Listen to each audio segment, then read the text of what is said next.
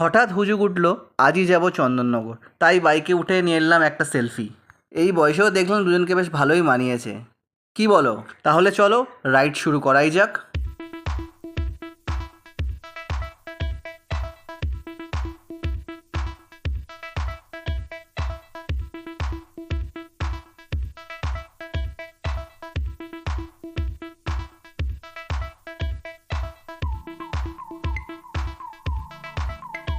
চন্দননগরকে বলা হয় আলোর শহর।